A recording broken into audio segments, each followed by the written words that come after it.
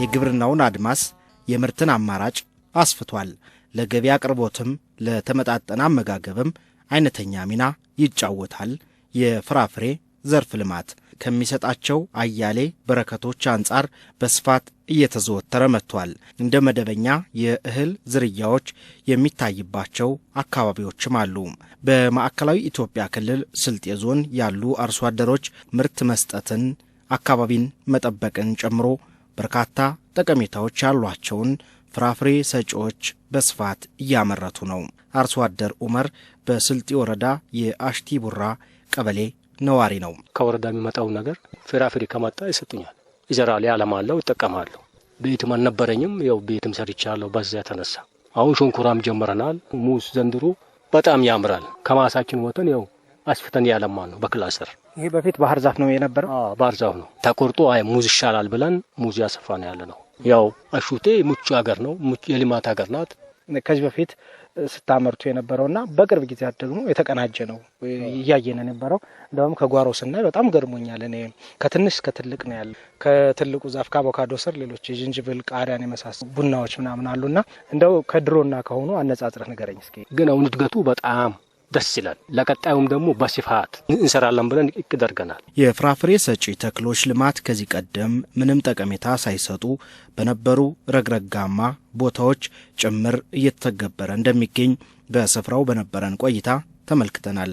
ከዚህ ቀደም ውሃ የተኛበት ነበር፣ ለመተላለፊያም ያስቸግር ነበር የተባለው ለጥ ያለ መሬት አሁን በሙዝ ማሳ ተሸፍኖ ይታያል። አምና የእርዳታ ነው ምናያ ነበረው። አሁን ግን ከእርዳታ አልፈን ለራሳችን ጥቅም ጀምረናል። አርሶ አደሮቹ ከዚህ ቀደም ጦም አደር የነበረ መሬታቸውን በልዩ ልዩ ፍራፍሬ ሰጪ ሰብሎች ሸፍነዋል። ከቅርብ ጊዜያት ወዲህ የጀመሩት ልማት ተደራራቢ ጠቀሜታዎችን ሰጥቷቸዋል።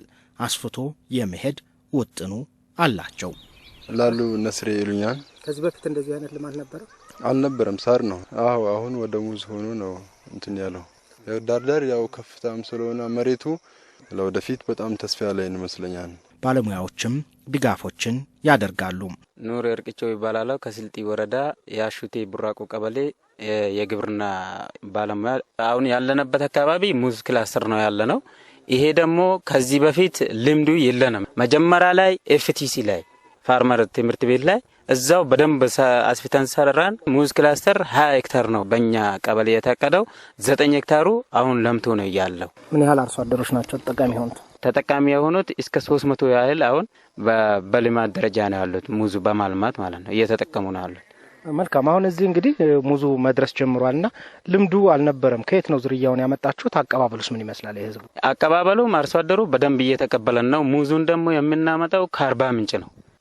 ለአካባቢም በጣም ተስማሚ ነው። የፍራፍሬ ልማት ልምዱ ሰፍቷል።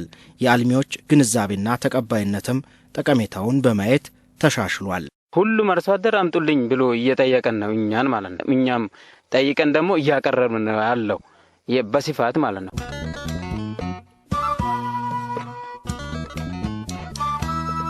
በሌላኛው የስልጤ ዞን ወረዳ ሳንኩራም የፍራፍሬ ልማቱ በስፋት እየተተገበረ ነው።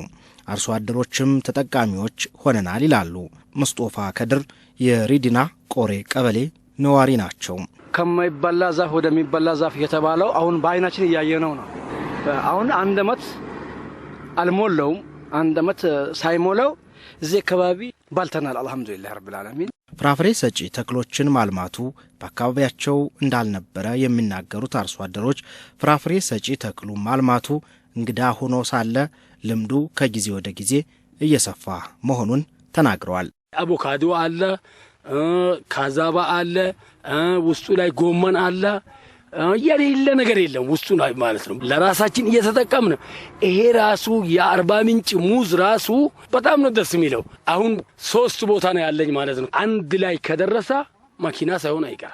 ማሳቸው በሙዝ ተክል ተሸፍኖ አካባቢውን ልምላሜ አላብሶታል። በፍራፍሬ ሰጪ ተክሎች ስርም ቃሪያዎች፣ ጎመኖች ተሰባጥረው ተተክለው ይታያሉ። ድርብርብ ጠቀሜታዎች በዚህ ያሉ።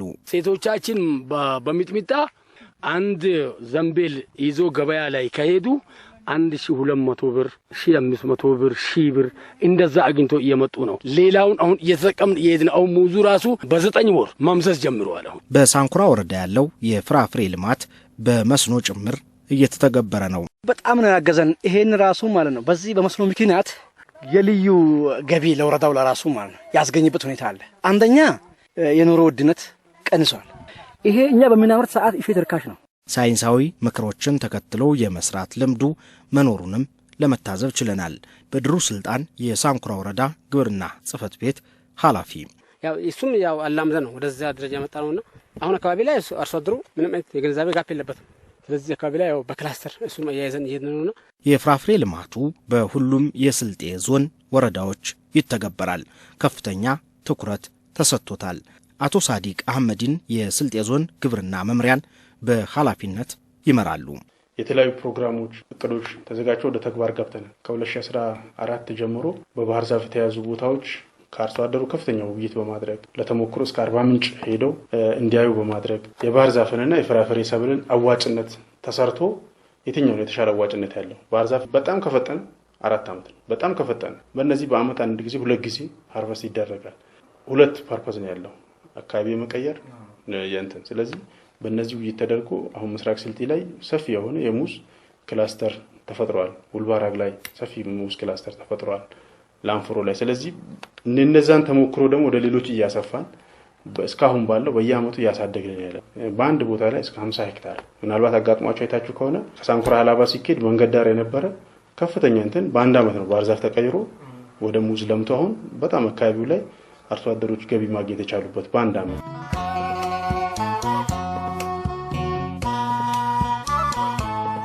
የማዕከላዊ ኢትዮጵያ ክልል እንደ ዋነኛ የግብርና ልማት አድርጎ ከያዛቸው መካከል ፍራፍሬ ልማት ተጠቃሽ ነው። አንድ ሰው ቢያንስ 100 የፍራፍሬ ተክል ሊኖረው እንደሚገባ በክልሉ ግብርና ቢሮ ታምኖበት ወደ ተግባር ተገብቷል። ይህም በአንድ አመት 30 በሚቀጥለው አመት 40 በሚቀጥለው 30 በሚል 30 40 30 ተብሎ በተለየ አሰራር ይተገበራል።